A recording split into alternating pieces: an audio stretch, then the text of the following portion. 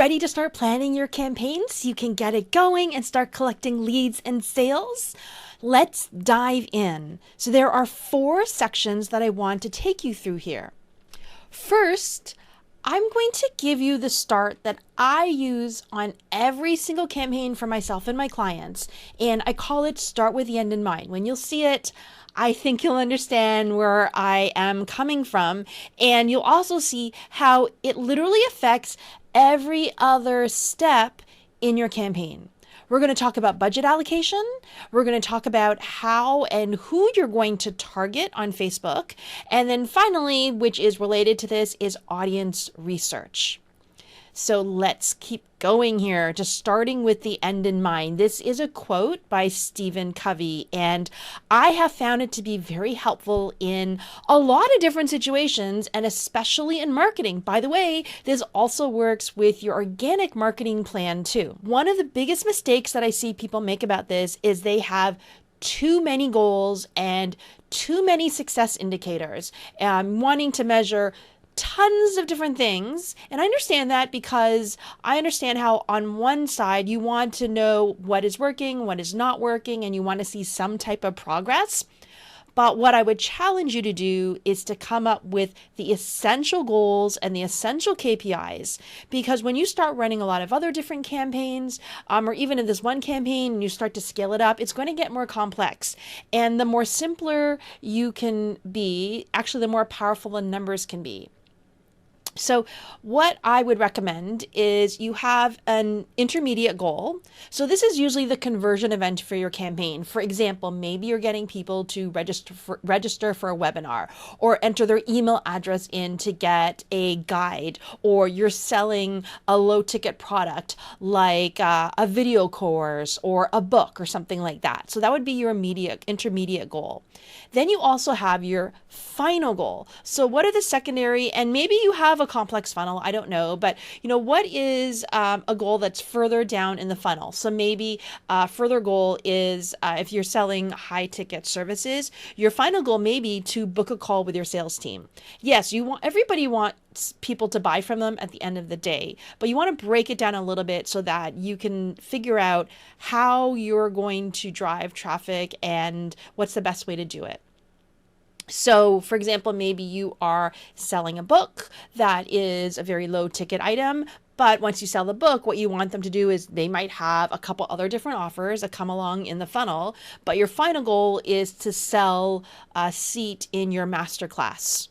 Maybe that's like $500 or something like that. Or maybe it's a done for you service that you have to book a call with somebody because it's like a $25,000 service. So you need your sales team to actually talk to somebody, make sure they're the right fit, and sell them the $25,000 package. So for there, I would call my quote unquote final goal, or maybe your ultimate goal here is, book a call, just because, again, you're not going to be able to sell. Well, it's very, very highly likely you'll be able to sell directly, a $25,000 offer. So you want to think about those things so that you'll know where it is that you're heading. Another reason why this is very good is because in social media, especially, things change so often, and there's always something to test, always something to do, always something new to try, and you can get distracted that way. So what you want to do is look at everything through this lens in terms of, if I test this, if I test that, how is it going to affect me getting to the intermediate goal, and how is it going to affect me getting to a secondary goal or my final goal? And when we're creating ads, I'll also show you a way that you can use this to your advantage too, in a little bit of an unconventional way of doing some of your conversion campaigns. You also want to measure success in some way. So what could that be? A lot of times it is, I have some examples here. So what I like to look at is I look at from the top down. So I think of it as unlocking each step of the funnel. So the top thing is CTR, which stands for click-through rate, all, and that is a stat in Facebook.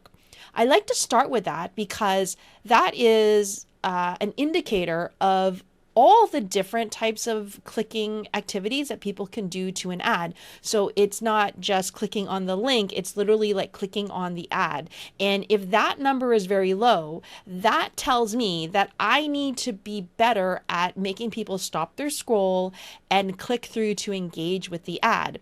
If I can't get somebody to stop and engage with my ad, then everything else is useless. The ad copy, videos, landing pages, my funnel, it's all useless because nobody is actually getting into my funnel at all. So that's what I mean from the top down. What's the first little micro conversion or micro step we need people to do? They literally just have to stop and pay attention to what we're putting out there. So that's why I say CTR all is one of them to take a look at. Another one is CTR link. So once they've interacted with your ad, and I'm talking about conversion ads here, once they've interacted with your ad, then are they actually clicking through to learn more? You can have a situation where you have a very high click-through rate all and a very low, like below 1% click-through rate to the link. So what this is telling me is you're doing a really good job at having people stop and pay attention, but for whatever reason, they're deciding that this is not for them and they're not interested and they're just going to move on. This tends to happen when you have imagery and copy on the ad that is meant to maybe shock or surprise or stand out, but has no relevance to what it is that you're offering. Like, for example, and I mean, look, there is a balance between providing creative that is going to make people stop, but then also making sure that it's relevant enough. And again, think of your goals, right? Our goal is not just to get as many people as possible to interact with the ad. If that's all we wanted, that's easy to do. Okay. What we want is we want to get the right people to be attracted to the ad so that they'll click through and that they will interact. So for example, I ran a campaign for an automotive shops and I was using a very broad targeting, but the design of the ad, the pictures we use, the language we use, it was all designed to attract somebody who owns an auto body shop. So we used language, we used scenarios that they would be familiar with. And even though I had a very broad target for it, it attracted auto body shop owners because everything about it just spoke to them.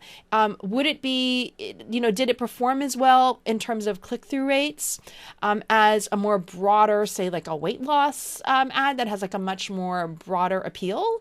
No, but I wasn't going after everybody. I wanted a very, very specific person to click through and to engage with it. So it was very successful because of that way. I'll give you one more example is I ran an ad and I have a sales system that the first step is called Tiger Tools and it's an acronym. So I got a picture of a tiger. It was a really good picture of a tiger and the color on the tiger really stood out. And I actually got a lot of people engaging with the ad, but I didn't get hardly anybody clicking through. And if you look at the comments on the ad, they were also all really positive and it was being shared. And what I was seeing was that people were commenting on it saying how much they love cats and please post more pictures of cats and tigers and lions. And it had nothing to do with business or sales or anything like that. Even though I was targeting entrepreneurs, etc., and things like that who would be in my target market. But that's one case where I just found that the creative just completely took over the whole idea of everything.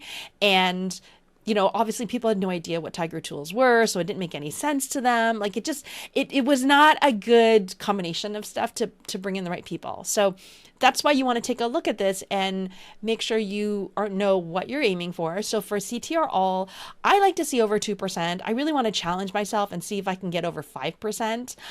My record is something like 20% overall. And then click through rate to the link. I would love to see something that's 2% or over.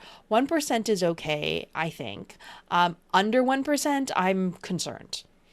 Now, that said, and we'll get to this when we talk about optimization, there are ads that are very successful that I've run, and the CTRs are horrible. But so there's always an exception to the rule, but it's just definitely something I take a very close look at and really try and improve. Then there's the initial conversion. So once you're getting people to click through and interact with your ad, are they actually doing whatever you want them to do? So are they entering their email? Are they registering for the workshop? Are they making that purchase? And if they're not, then you got to take a look at other stuff, which again, we'll go into more detail when it comes to optimizing ads. And I also put these last two here because these are often forgotten by people when they're planning out their campaigns and planning out what they're going to measure and how things perform. A lot of times people are only looking at the first part here and thinking, wow, I'm getting a lot of leads, or wow, I'm getting a lot of, initial sales. This is great. Yes, that's the first step, but you also want to look at the big picture. That's why you need to know what is your secondary or your ultimate goal, and what's the lifetime value of the people coming through the funnel. Because you may find, and this actually happens more often than you would think, that the people who go through your funnel start with the initial conversion and then make the next step, maybe it's another purchase or book a call or something like that, and end up having a higher lifetime value. Often they tend to be more expensive to get the initial conversion. And you may find that it may or may not be the case for you, but that does tend to happen, is that sometimes the lower cost conversions don't convert as well as the higher ones. It could just because of the targeting. And if you think about it, it kind of makes sense if you were able to come up with a type of creative in your ad and the targeting such that it really was getting at the heart of just the people who were relevant for you. And then it was just attracting those people. So it wasn't as many people in quantity, but it was quality, which means that you have to pay more for them. But when you take a look at the lifetime value, then it all makes sense. And so this is what I think more advanced people are looking at and realizing. And even more advanced people, what they do is they know they're going to lose money on the front end, and they know exactly how much money they're going to lose, they can afford to lose, and they know exactly how long it's going to take them to make money from anybody who comes into their funnel. So that way they're able to scale up faster because they're willing to lose money at the front end. But they know that their back end is going to work. So it all makes sense to them that way. And that's because they have the big picture in mind. So I stayed on this for a while just because it's a big mistake that I see people doing, and they get all excited once they get to this part, but then later on when they're adjusting, they're not keeping the big picture in mind. And by the way, this works for pretty much any platform, and also if you're running ads on multiple platforms in what's called an omni-channel approach as well. So here's the advanced tip, and I'll show it to you when we're creating ads. The advanced tip is, and this is usually best for established funnels, meaning you've gotten quite a few conversions through here. It is a good converting funnel. What you want to do is, if you know what your secondary goal is, right? So let's pretend we're asking people to enter their email in to download a guide. But what I want them to do after they download the guide is I'm giving them an offer to buy a $500 course. Okay. What I can do is I can put up ads that are going to that opt-in page for the guide. But instead of a lead conversion saying, hey, Facebook, find me leads, I can use a purchase conversion. I can say, hey, Facebook, find me people who not only put their email address in to download the free guide, but then also after that, go ahead and buy my course. So I will show you how to do this, but this is an advanced tip, and we have found that it works on Facebook. We've also found that it's worked on YouTube as well, and I would challenge you to use this on other platforms to test it out too. But again, it works best when it's established funnels, just because then you'll know that the back end works. If you do it for a new funnel, you don't know if it's because of the offer, you don't know if it's because of the ad. There's so many variables that it's better, like I said, it's better to do this when you know that once people go through your funnel that they are going to convert at a certain rate. And that's how you set up your goals, and you'll get faster at it as you keep going along. It's definitely worth setting aside the time though, just to think this out. And it doesn't have to be fancy. You can put it on a sticky note, on your desk if you need to, in terms of like what your goals are, but put them somewhere that you can see them often so that you can measure everything against those goals and start with the end in mind.